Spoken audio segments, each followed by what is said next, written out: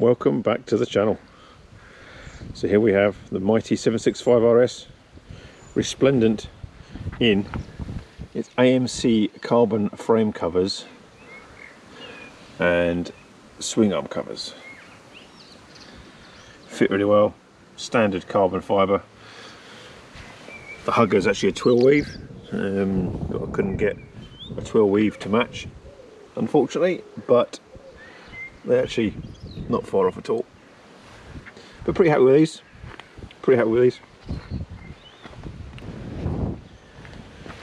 Left hand side here, actually the other side didn't need any trimming at all.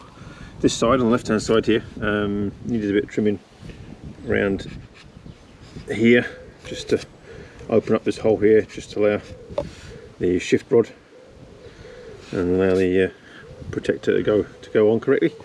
And also on the back here, that needed a bit of a trim as well, just to again allow the clearance for the shift rod. But other than that, they've not needed any other trimming at all, and they went straight on with no issues at all.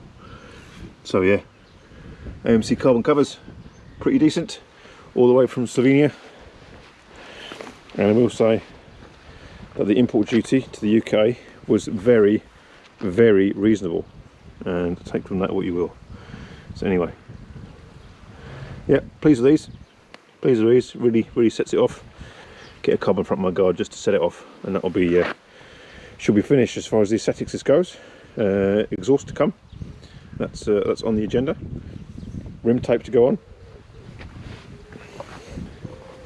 And again, speaking of carbon fibre, if you are interested in the hugger, don't forget to hit up Carbon FBR, and you'll get a 10% discount on their website if you use Twist and Go. I'll stick the link in. So yeah, quite happy. Short video, but I think you'll agree, looks pretty cool, and mainly for aesthetic protection more than anything else. Keeps the frame nice should the unfortunate happen. Hopefully it will not, but on track. If it protects it, then great. And it's just held on by itself with double-sided tape.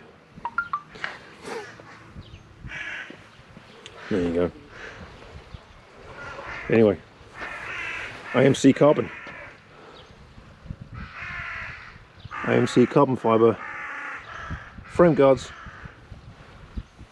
and swing arm covers.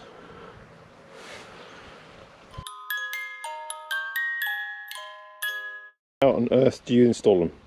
Well, the rear is pretty straightforward.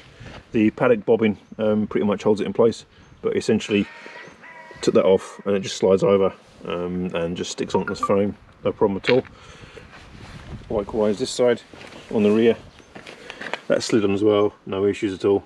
Pretty much a straight fit. Getting the side ones on is a bit different. I said in my previous video that installing these, they are a snug fit. I did have to trim that on there just to get that to fit on there, and also on here as well, just to allow it to sit close to the frame to allow the clearance for the shift rod. But essentially, I did actually just back this off slightly just to get a little bit of clearance, because this actually sits underneath. It's like a little lip that sits underneath in here just to hold it in place. I had to take that off as well. Just undid the crash bung just to allow a bit of flexibility and some access. These side panels had to come off. So essentially there's a little pop rivet in here. You just press the middle, it pulls out, and this section here just pulls off. And it locates, there's a little lug in here that just locates, slides into that, and that just pushes into place. And behind here there's two Allen screws. Just undo those, and then this unit comes off along with the indicator. But you do have to lift the tank up as well, so you just undo these two and lift it up. And that gives you the clearance that you need. As you can see, it just fits neatly on the frame in there, on both sides. So yeah, quite a straightforward fit, but a little bit takes a little bit of time, but I think well worthwhile. Anyway, thanks again for watching, and we'll catch you again soon.